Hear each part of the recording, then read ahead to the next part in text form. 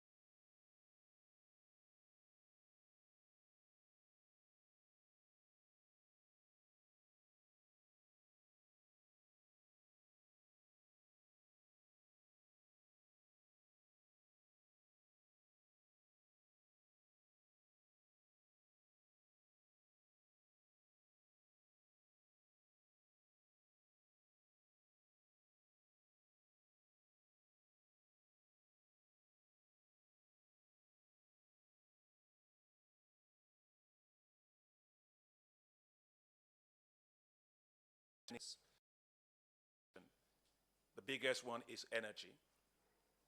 The next one is looking at water sanitation. We look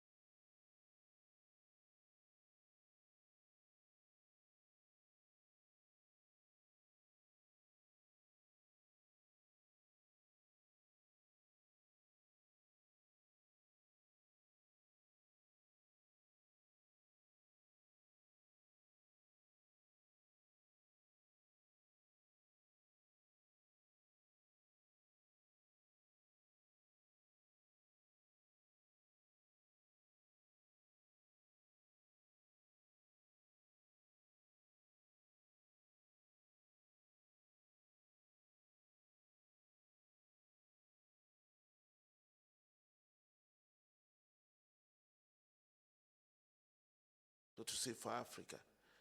If you look at Africa today, it consists of 55 fragmented markets. Some of the countries cannot actually survive on their own if you want to thrive. Let me put it that way.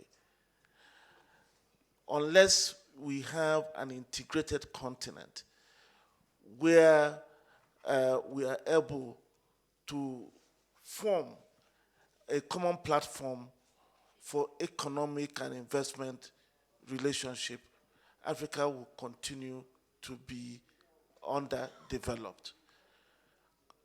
All around the world, continents that are doing well are continents that are trading more amongst themselves.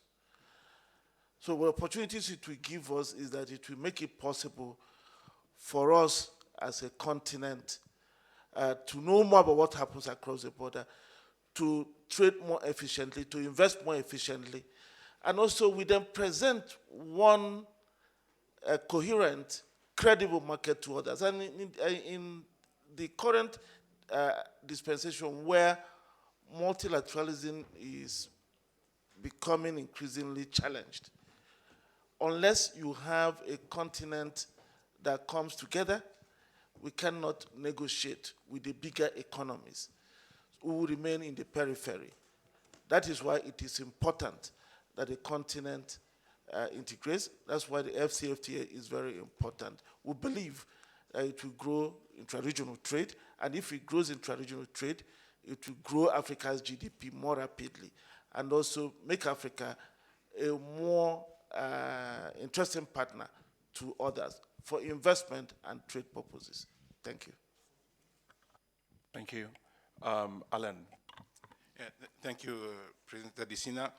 In terms of the changing narratives in terms of investment in Africa, I think you can see today, when you hear, first of all, our leaders, our head of states, talk about the development of the continent, they mostly talk about how to attract private investment into the continent.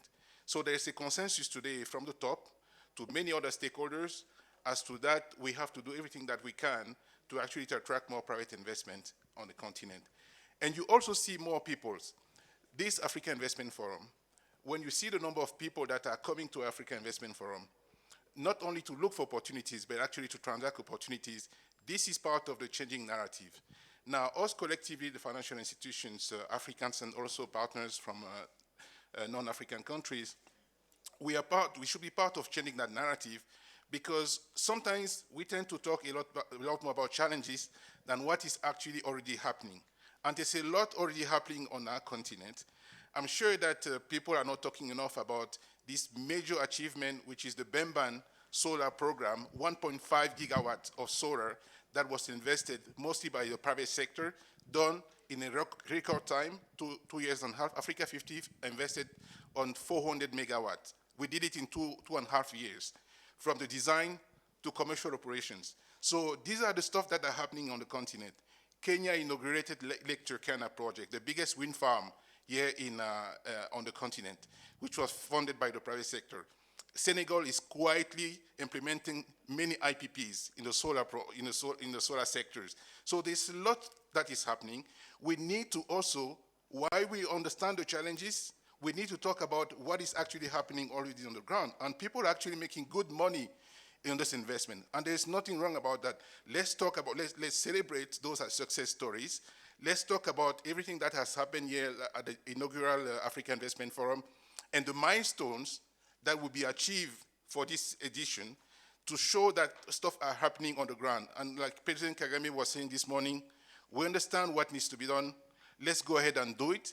We're already doing enough, so let's do more and let's do it faster. We had this thing that we came up last year with speed up, scale up, and synergize. This, we are implementing it now.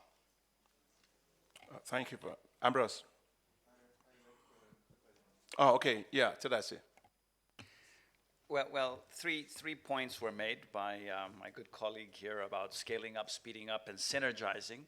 President Adesina spoke a lot about the scale that's been achieved, and we've heard a little bit about the speed. I just want to give the members here from the press a sense of what the synergize has meant in practice.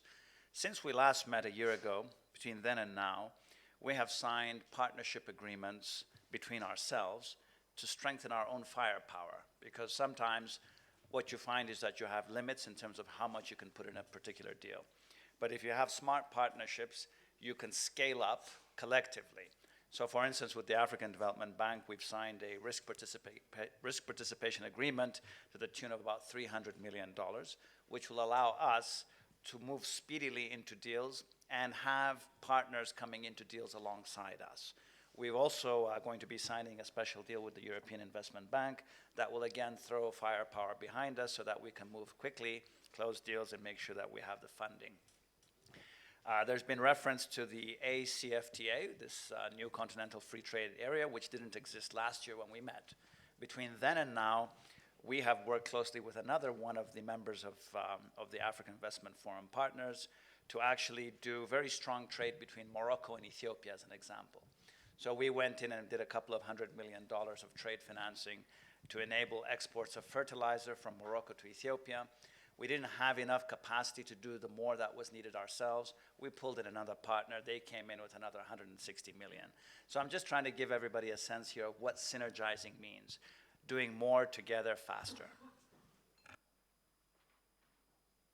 Thank you. Ambroise. Thank you very much, Akin. I would just like to say a few words for the European Investment Bank.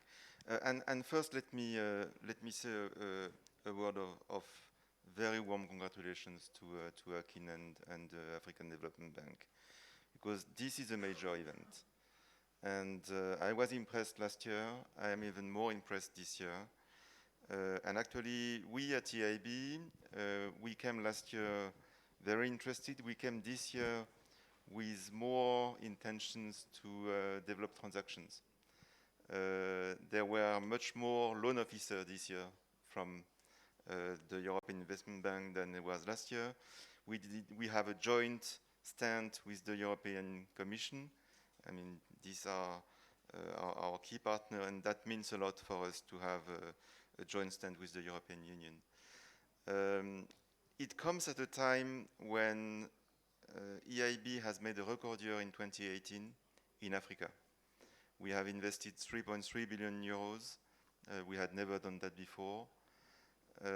And it has been a bit more than 50% supporting the private sector. So we were used to be more active in the public sector, and actually we are now much more active in developing projects for the private sector. And actually we have done projects with many of the leaders that are here at the table. We will, I mean, there is a press conference after this one on the projects that we are going to sign. We are going to sign 3 projects today in sectors that are clearly strategic. The first one is an energy efficient telecommunication investment in Guinea.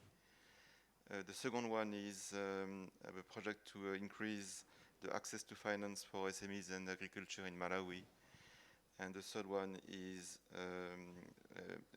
a proposal to increase the benefits of trade and investment insurance in Western and Central Africa. And all this has been made possible also by the fact that we had this event here. We have also a big announcement on 1 billion euros initiative from the European Investment Bank and the European Commission that is called She Invest, that is supporting investments that are favoring female entrepreneurship and how we can develop more female entrepreneurship, because as you know, there are more female entrepreneurs than male in Africa. And I'll stop there, but frankly speaking, I very much welcome the summit, and I'm pretty sure this will pave the way to future transactions in the very near future. Yeah. Thank you very much, President Adesina. Just on the question of which other countries that are meant to be here, which are not, or we're supposed to support. But as a collective, we don't have any exclusions in terms of which countries we have to exclude as DFIs. Collectively, our mandates cover all the countries. But importantly, we also have countries which are fragile, either from the economic point of view or political point of view. And in there's a role that we play, even though it's not yet at the investment level. but there's an advocacy role. And as DFIs, we have come up with a selection of African countries. There are others outside that. DRC being one of the pilot countries that we are looking into in terms of the fragile economies that we would like to, assist with an enabling environment that really. We also have had meetings in Madagascar as DFIs in also trying to prepare that country for further investments. We've also had meetings in Ethiopia and yeah, those are the 3 countries so far. I do know that we haven't made yet traction on DRC, but it's one of those that we would have meetings from now going forward. But also importantly, what you need to also understand the role that the bank is playing currently, especially in this forum, is also to bring new infrastructure from the municipality point of view, but not just the classical one, but looking at the water reuse. The municipalities, if you go to other countries, it's not an area that you can invest in. So most municipalities that are investable so far are in South Africa. And if we have some lessons that we can obviously transport to other countries, that's what we are bringing on the table, which is kind of unique. And other DFIs have taken interest in financing municipality sector, and we need to develop that further. Thanks. Right, just to give you an idea in terms of there's no country left behind.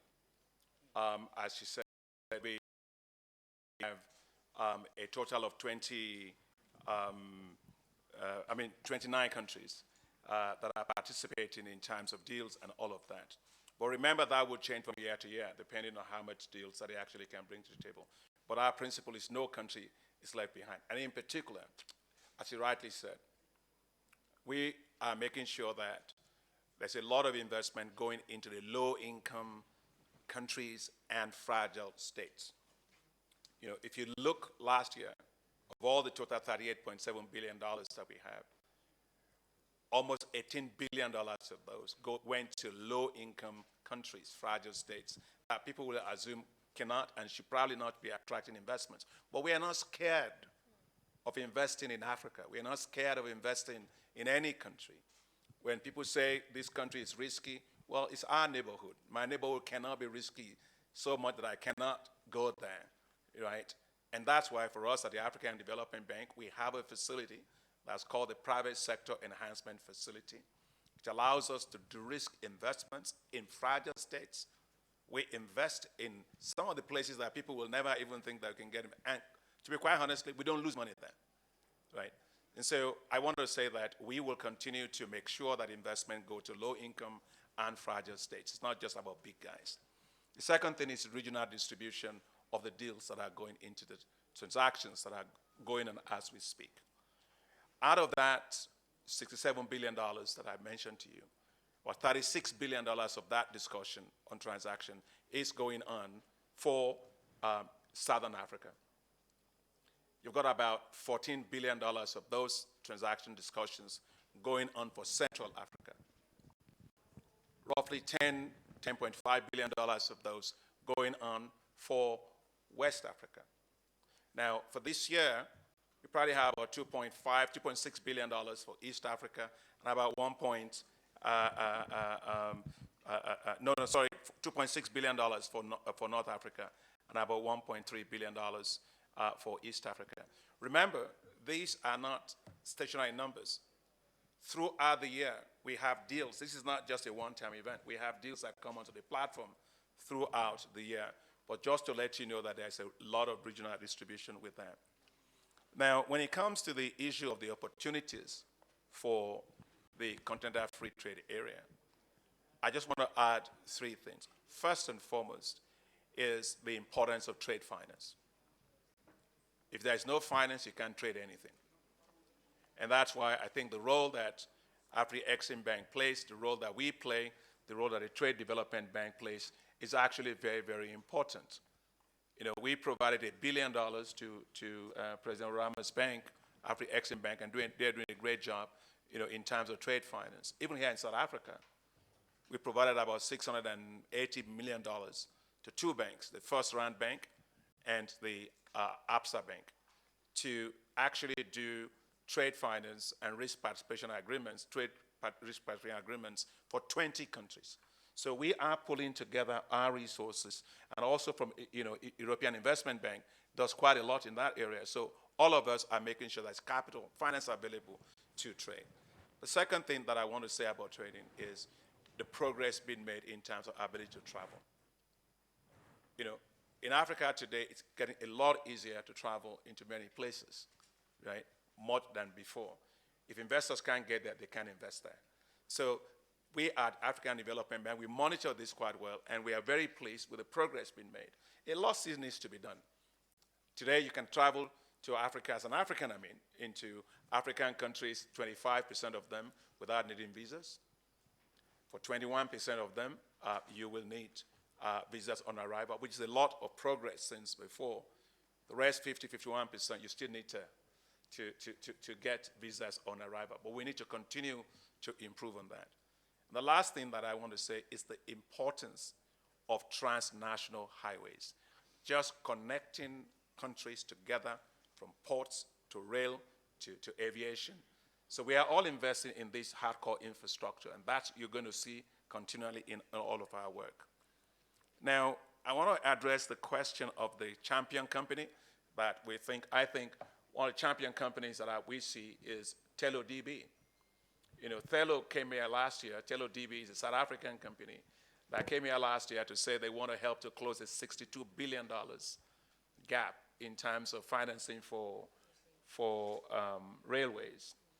And they've actually signed that thing with DB, which is a Dutch band. And right now we have a lot of rail projects that all of us here are going to be looking at. And I think that we are looking at how do we close that gap in terms of rail financing for the continent. So all eyes are on TeloDB and others that I know that other banks are working with to be able to do. But Telo is here, and they're a great partner for us. Now, on the issue of the directed to me on the bank, on the African Development Bank, I think the question was Felicia, somebody? Yeah, right, yeah. So it was mainly on the general capital increase, but I've given you all the numbers, so I won't repeat myself. But I just want to talk about your question with regard to investment in climate. We as a bank, we have doubled our financing for climate finance from $12 billion to $25 billion by 2025. That's huge. Not only that, almost 50% of our financing is going to climate adaptation as opposed to climate mitigation. So we're the first multilateral development bank to actually reach that balance in terms of adaptation versus mitigation. Now, I believe that the coal is the past. I believe that renewable energy is the future. And we as a bank will be investing not in the past, but in the future, in making sure that we're investing in solar energy, in hydro, in wind, and other types of renewable energy which Africa needs. We want Africa to lead on renewable energy, and we're putting a lot of our resources to that. One thing that we are doing is called the Green Baseload Facility. The Green Baseload Facility is a $500 million facility that we've set up to support countries that want to shift out of, maybe polluting fossil fuel-based energy into renewable energy, to provide them access to financing at a cheaper rate to be able to make that transition. So we think that with $500 million, we can leverage $5 billion to support that energy transition for those countries that want to do that. The last thing I want to say is our biggest investment, and all the partners here are going to be working on it. It's called Desert to Power. So Desert to Power, we are collectively going to work to make sure that we provide the Sahelian countries, all 11 countries, with 10,000 megawatts of solar. That will make it the largest solar zone in the world. I was in Burkina Faso with Alain Ebobise, and they are working with us. The Moroccans, Alain was the Marsen is working with us. And we're going to be working also with President Rama from their bank in terms of establishing solar manufacturing plants in Africa so that they can get manufactured here. So really, we are in that direction. So I think, Victor, we've pretty much Or is somebody about the African Investment Forum expectations? I think I have already explained it in my comments. Thank you very much, Mr. President. We've run out of time, so I'm going to limit the questions to two, the gentleman in front and the gentleman to my left, and I see other hands going up. I'm going to, let's see if we can keep the questions short and the responses equally short, and then we'll wrap up because there's another press conference that's about to begin. Introduce yourself, the name of your organization, and your question directed specifically to somebody on the panel. Thank you. My name's Helmut Preuss from the BRICS Post. I've got two questions. One to President. One question. Well, all right. Then one to President Orama. We talk about the free trade agreement, but now we have Nigeria closing borders with its neighbors. How is that going to be overcome? Okay, thank you. My name is Richard Markenbaum. I'm CEO of Agro-Africa. President Adesina, you talk about the need for industrialization on the continent, and I'm bringing you to my area of focus, which is agriculture. What's your plan to industrialize agriculture on the continent? Thank you. Gentleman over here, and then the last question will be from, I believe it was somewhere over here. Bonjour, mon nom est Adam Awad, je suis directeur de publication de Financial Afrique. J'ai une question, Monsieur le Président. Je pense que si j'ai bien écouté avec mon anglais, il y a 67 milliards pour cette deuxième édition. Donc c'est quand même un montant vraiment énorme. On ne l'a jamais vu en Afrique depuis très longtemps. Alors, est-ce que dans ces investissements, on n'a pas oublié justement des secteurs aussi stratégiques comme l'éducation et la santé? Merci. Thank you very much. And our very last question, I saw a hand go up earlier. Yes, the lady here, and that will be our last question. Okay. Hello, my name is Esther Orejimi. I report for Clearview TV, Nigeria. So my question borders on the closure of borders by the Nigerian government, considering the fact that the government is not producing enough rice for the population. What would be your advice to the federal government of Nigeria on this, please? All right, thank you very much. We'll go over to the panel. Yeah, President of AfriExim, take the first one. Yeah, thank you very much. Regarding the closure of border, first of all, ECOWAS was launched in the 1970s. And over that period, there have been intermittent periods where trading under the AfCFTA will start on July 1, 2020. Now, the border closure by Nigeria has received a lot of seen some concerns around West Africa. But I think, and if I had the authorities right, the issue is that there were some challenges they witnessed, and they wanted to have a temporary period to resolve them. And I think if they're able to resolve them, then we are likely then going to have an easier flow of things when FCFTA trading starts. I think those issues, there are some of them that touch on bilateral relations with neighbors, and I know that the discussions are ongoing. As a matter of fact, 2 days ago, the matter was discussed in Niger by the ECOWAS, some heads of state of ECOWAS. So it's other discussion, and it's a temporary measure, I get. Nigeria has signed the agreement. Nigeria will not take its commitment lightly. So I believe that by the date the trading starts, you probably not have this.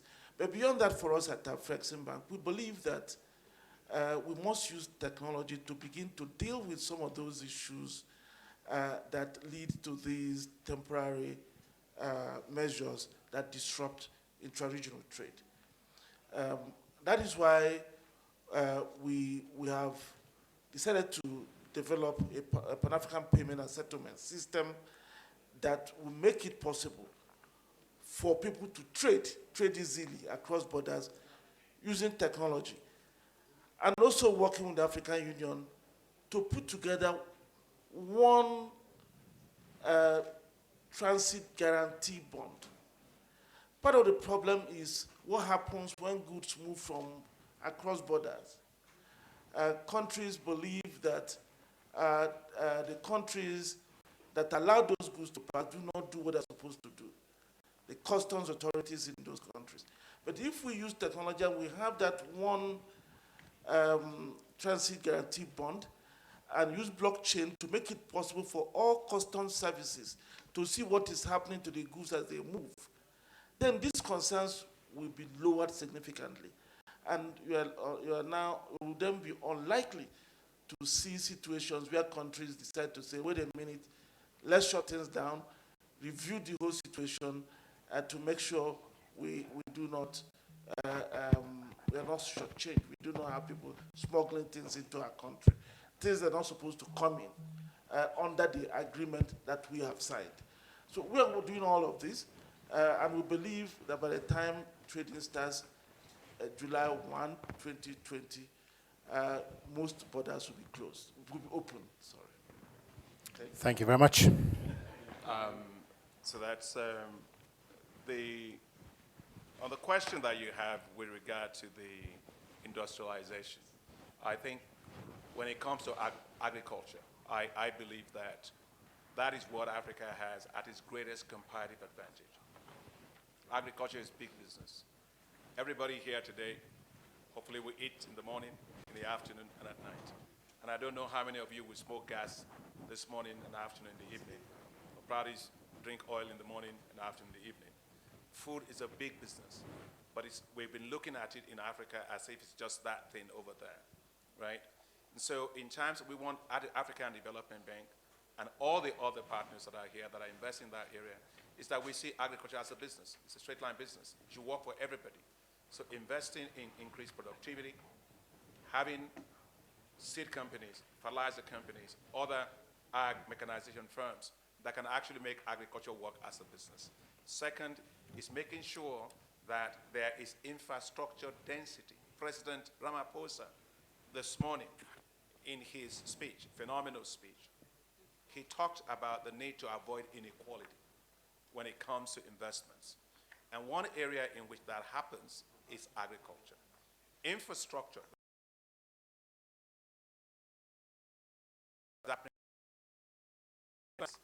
And the rural areas of Africa have been left out of massive infrastructure investments. And so what happens, people just migrate from there. The Premier, David Makura, is here. He faces that. Everybody migrates into Johannesburg, and that becomes his own problem.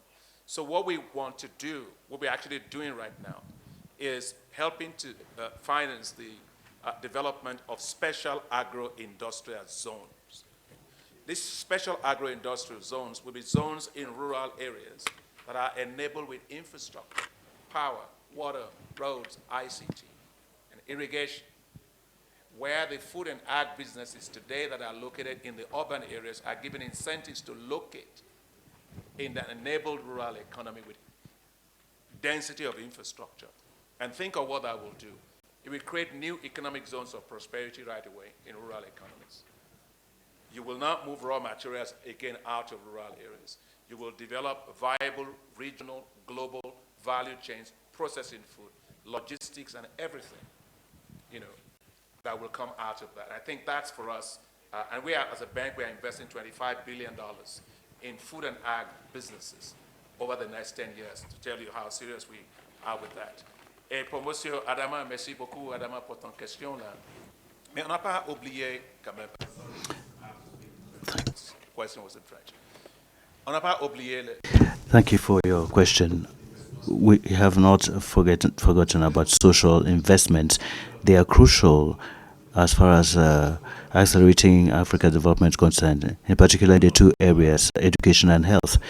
In this year's forum, in our discussions that are underway in the boardrooms, we're looking at $488 million dollars of investment in the health sector. In the boardrooms, we also have discussions that will be on Rwanda, and there are other funds earmarked for Rwanda. There is a fund which is called Kigali Innovation City, and there the president of Africa 50 will tell you that they are the ones who took the leadership role as far as this financing is concerned, which is about how much? $400 million. They are the ones that have the leadership role in this area. There is yet another fund which is called the Rwandan Innovation Fund, an amount of $150 million. There, the African Development Bank is committed to mobilize resources. So we're doing a lot in this.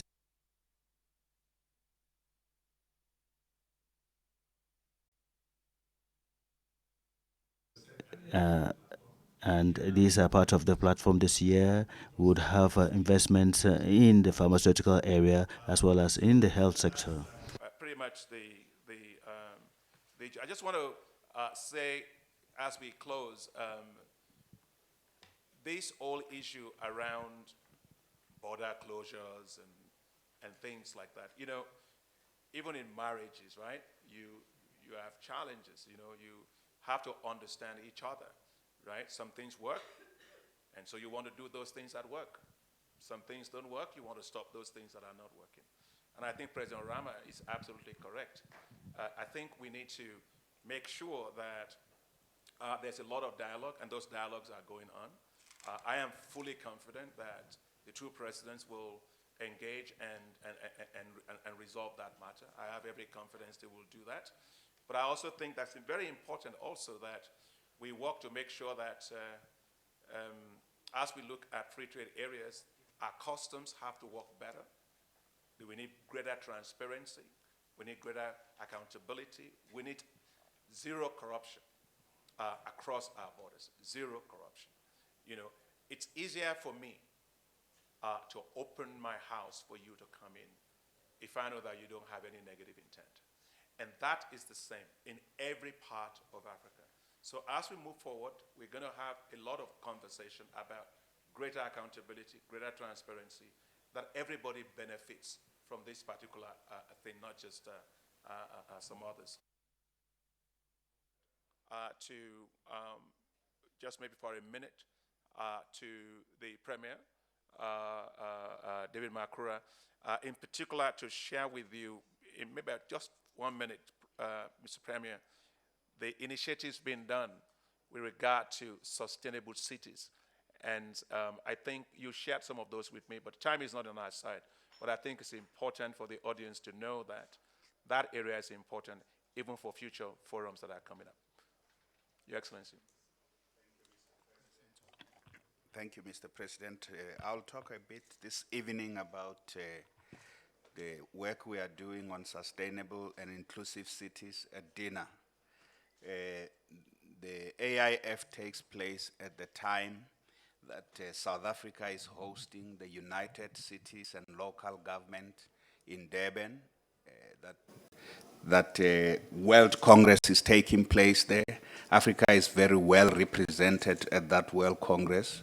And there's a conversation also amongst African major cities and urban centers in the continent, which are also attending that conference, about how we ourselves as a continent make our cities more livable and more sustainable. And the issue, infrastructure is the biggest problem of most African cities. As you know, they can't cope. The major African cities can't cope in adequate infrastructure, increasing levels of informalization, access to housing, big issues, water, sanitation, electricity. So it is a conversation that I have started with President Adesina on behalf of the Forum for African Metropolis, which I convene as well. And in Durban, we will have a side session with some of the governors and the mayors of that. And then we're going to come back to the AFDB to look at how, as we deal with this in promoting investment, we can bring in the issue of sustainable and livable cities, at the heart of which is infrastructure as well. Thank you. Thank you very much, Honorable Premier. Thank you very much to our distinguished panel. Wishing you great success during your deliberations here in Johannesburg. Just to quickly wrap in 60 seconds or less, the Africa Investment Forum, a platform for collaborative exchanges to speed up the closure of deals on the continent. Here this week we have over 109 countries represented, 61 of them outside of the region, which is absolutely phenomenal and unprecedented. Except Africa comes together, it cannot compete with the big players, and this is what this is all about. Hence, the phrase that was adopted last year, and I believe that came from Tadasi himself, to speed up. Why? Because the time is now. Scale up, because we can't do it alone, and to synergize, because it's going to take a ton of collaboration. Ladies and gentlemen, thank you very much for being a part of this press conference. We do have a second event that's taking place immediately after this, which is the SkyTrain signing, and the President of Ghana, I believe, is on his way shortly. Once again, thank you very much. Have a wonderful afternoon. To our panel, thank you. Bon appetit.